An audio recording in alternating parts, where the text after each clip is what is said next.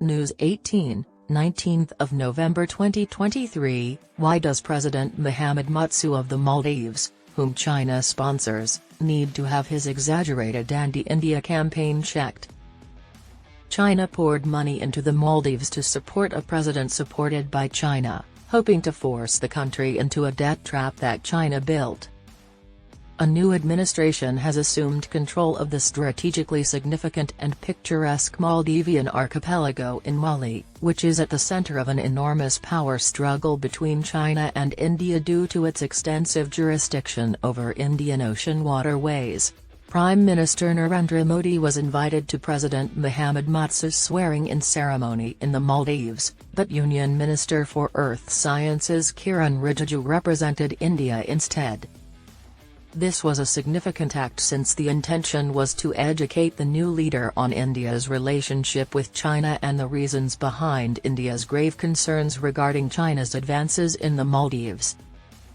Even though Prime Minister Modi's attendance at Soli's swearing-in in 2018 marked a drastic downgrade of ties, this is also a fitting message to Muizzu, whose lack of concern for India's security concerns was somewhat addressed by the presence of Rijiju, a well-known Indian minister from the state of Arunachal Pradesh, which China claims is its own and is part of southern Tibet. China even renamed 11 locations in April this year despite having no political or physical footprint in the Indian state.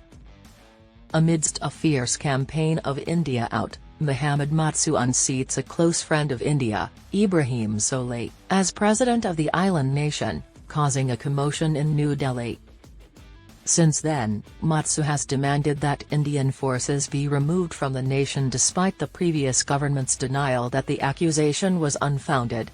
Formally restating the same demand, his government is now working with India to find a workable solution to the problem.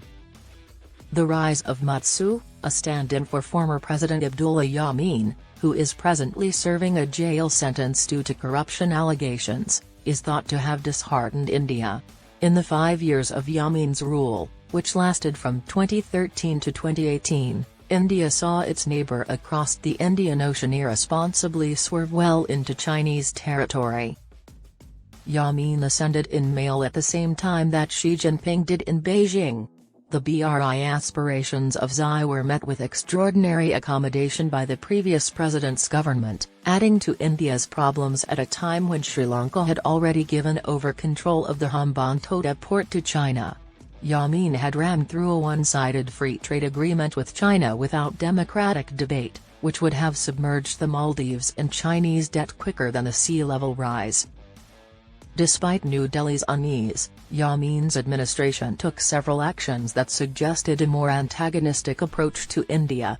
Even though Solih's administration reversed course when it came to power in 2018, Yameen's strong influence on Muizzu raises the possibility of a return to Beijing. Muizzu's campaign inflamed anti-India sentiments throughout the island nation by portraying Indian aid, 2 Dhruv helicopters and 1 Dornier maritime surveillance aircraft, as an affront to the nation's sovereignty and an Indian military presence. India gifts the plane, primarily flown by Indian personnel, for search and rescue missions, preventing illegal fishing and smuggling, and surveillance. It is also impossible to overlook the emergence of Islamism and the desire of a small number of radicals near the corridors of power to align with China and Pakistan against India.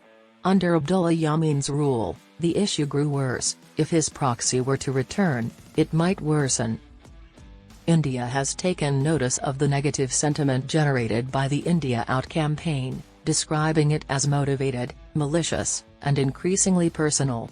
India has given the nation of 500,000 people financial support of between $1.5 billion and $2 billion.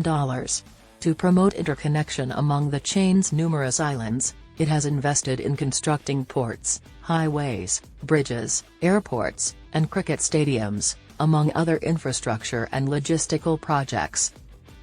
India was also the first to respond to the COVID-19 pandemic and assist the Maldives, providing financial support and vaccines. India sent $250 million in funding in 2020, an additional $40 million in 2021, and an additional $100 million in 2022 to assist the country in mitigating the effects of COVID-19 on its economy. Additionally, the Maldives was the first country to get 300,000 vaccinations from India, of which 200,000 were granted as grants. The Greater Malé Connectivity Project, which involves building a bridge and causeway network extending 6.7 kilometers to connect Malé with the nearby islands of Vilangili, Guli Falhu, and Thilafushi, is one of India's most prominent projects. The Chinese-built Malé Bridge, spanning 1.39 kilometers, is being replaced with a $500 million project by India, making it the largest infrastructure project in the Maldives. India has historically invested in various fields, including sports, education, infrastructure development, and healthcare. It is a dependable and giving neighbor that helps the Maldives out in need. Whether it was the 1988 coup attempt that India prevented or natural disasters like the devastating tsunami of 2004, the 2014 drinking water crisis, or the COVID-19 pandemic, India has proven to be a trustworthy neighbor that offers help without conditions, in contrast to China, whose ultimate objective is to contain India within its borders. Given this, it is abundantly evident from the absurd pushback in the Maldives that India's main weakness is its self-promotion when responding to China-backed outcry. This has allowed Muizzu's India out narrative to override the goodwill that India has recently generated. It's also important to note that Ebu Salih and Mohammad Nasheed's breakup further undermined the ruling party and made room for Muizzu. Politicians in the Maldives are becoming more interested in the dynamics of great power competition and how to take advantage of both sides due to China's growing ambitions in the Indian Ocean. Ultimately, the Maldives encompass 1,192 islands spanning nearly 1 million square kilometers, including their exclusive economic zone. The Maldives enjoys a strategic location over vital water lanes in the Indian Ocean thanks to their massive geographical breadth. Although Muizzu's career in India's books hasn't started well, he has promised to cooperate with all nations, including China and India, and he asserts that the Maldives are too small to be involved in geopolitical rivalries. To proceed with grounded discussions with India, Muizzu needs to achieve at least a symbolic win on his pledge to remove the small number of Indian military personnel in the Maldives. Although Muizzu is regarded by his advisors as a pragmatic leader, he anticipates eventually conceding that the Maldives require India as its closest, most significant, and most dependable ally in trade, security, and defense.